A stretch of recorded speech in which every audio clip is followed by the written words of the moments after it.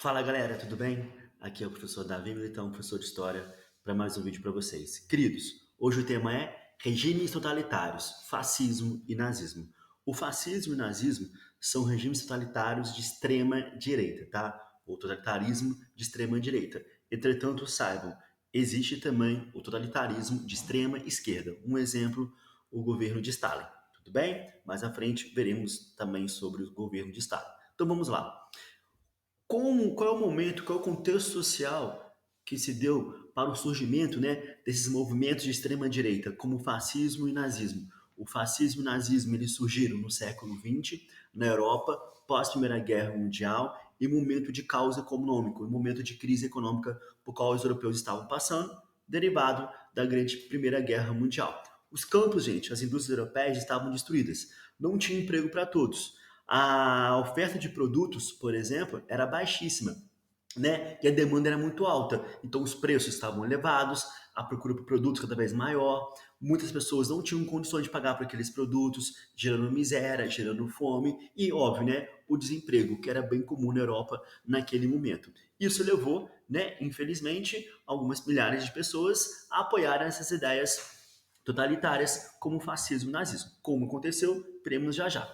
E aí, nesse momento, na Europa após a Primeira Guerra Mundial, além de surgir, né, as ideias totalitárias, temos também naquele momento, gente, a contestação do liberalismo. O liberalismo, né, que prevê que o Estado não deve interferir na economia. Então, alguns estados não promoviam ajuda, né, aos seus cidadãos, ao seu povo, nenhum tipo de ajuda social, nenhum tipo de apoio social, apoio econômico. E aí, gente, havia uma grande crítica daqueles miseráveis, daqueles pobres, pelo governo não ajudá-los, não auxiliá-los. Ao mesmo tempo que essas pessoas passam a criticar, né, esses governos liberais pela Primeira Grande Guerra Mundial, culpam eles pela Primeira Grande Guerra. E vamos lá, lembrando, né, um dos motivos da Primeira Guerra Mundial foram as práticas do quê? Foram as práticas imperialistas, aquela busca por territórios de vários países para que a gente para aumentarem as suas riquezas. E ao mesmo tempo, né, nesse mesmo momento, pós Primeira Guerra Mundial, temos também o que, gente? A ascensão das ideias socialistas, né, e o receio delas por parte da elite industrial.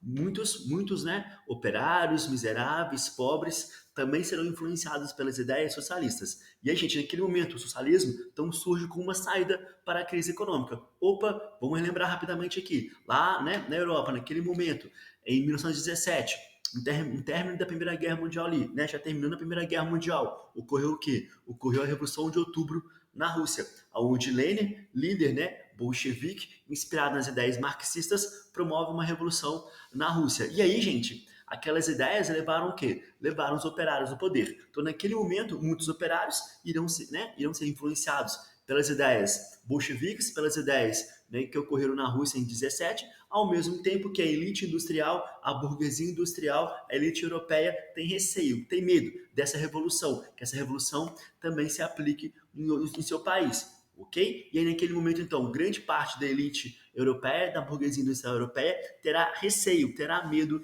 da seção das ideias socialistas. Porque a gente tinha o receio de quê? De perderem o seu poder, de perderem suas riquezas. Ok? Aí vamos lá. Disse para vocês então que esses governos fascistas, nazistas, né? Fascismo, nazismo, o salazarismo em Portugal também, o franquismo na Espanha, que veremos mais à frente, tá? São governos totalitários. O que é um governo totalitário? Um governo totalitário, né? Olha o que diz pra gente o dicionário. Totalitarismo, substantivo masculino, política, tipo de governo não democrático, cujo controle é unicamente exercido pelos dirigentes, que retém os direitos das pessoas em proveito da razão de Estado. Regime totalitário. O que isso significa? Que aquele Estado, que aquele governo totalitário, o governo, e aí, gente, a vontade do governante se confunde com a vontade do Estado, aquele governante, ele intervém em todas as relações sociais. Ele vai interferir em todas as relações sociais, seja na cultura, na educação, na imprensa, todos sofrem o controle do Estado. Todos devem o quê? Seguir as ordens do Estado. Todos são comandados, okay, por aquele Estado. Todos devem propagar a ideologia do Estado. E quem não aceita propagar aquela ideologia, a ideologia do Estado, a ideologia daquele governante, é considerado, gente, como traidor. E os traidores são perseguidos, os traidores são presos, os traidores são mortos. Então, naquele momento, nesse totalitarismo, como o fascismo e o nazismo, ok? E lembrando, né, como já disse antes para vocês, também existe totalitarismo de extrema esquerda, que é o exemplo, o maior exemplo é o Stalin. E aí, gente, nesse totalitarismo, então a vontade do povo não existe. Não existe a sua liberdade, você como ser individual. A sua vontade, a sua vontade individual, a sua liberdade, ela é o quê? Ela é manipulada. A sua vontade está ligada com o quê? Com a vontade do Estado. Você deve fazer, promover ações de acordo com a vontade do Estado, com a vontade daquele governante. Lembrando, é o único governante no poder, esse governante, ele comanda um único partido, entretanto, né, a vontade do partido é a vontade daquele governante. Então, percebam, esse Estado totalitário, esse Estado fascista, esse Estado nazista, a vontade, tá, do governante, ok?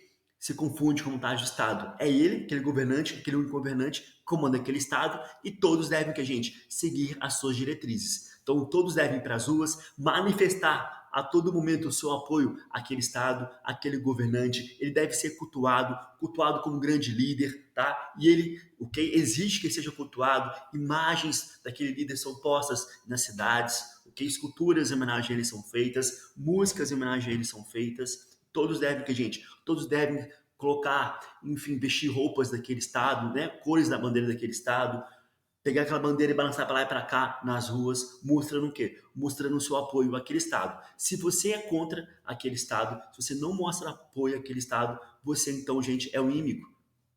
Os inimigos, como eu disse para vocês, são perseguidos, são presos, são mortos, ok? Então, ser anti naquele momento, ser anti significa ser perseguido. E aí, de fato, várias pessoas que eram anti, que eram contra o nazismo, que foram contra o fascismo, foram perseguidas, foram presas e muitas foram mortas. Então, no totalitarismo, esse governante, ele faz o que, gente? Ele comanda aquele Estado, mas o Estado é comandado de acordo com o quê? Com as vontades dele. Não existe liberdade individual, não existe a sua vontade. Existe o quê? A vontade do Estado, desse único governante, esse único cara comanda e influencia a cultura, a educação, os meios de comunicação, como eu disse para vocês, todos devem seguir o que, gente? As diretrizes, os comandos daquele Estado. Todos, ok, sofrem o quê? Interferência. Então, nesse momento, no totalitarismo, o Estado ele vai interferir em todas as relações sociais, em todas as relações sociais, ok? Em todos os seus âmbitos. E aí, obviamente, né, ocorre a manipulação das identidades individuais. Você não existe como ser individual. Quem existe, gente? Quem existe é o Estado. É a vontade do Estado. Lembrando, né, que o totalitarismo ele é diferente um pouco do autoritarismo, né?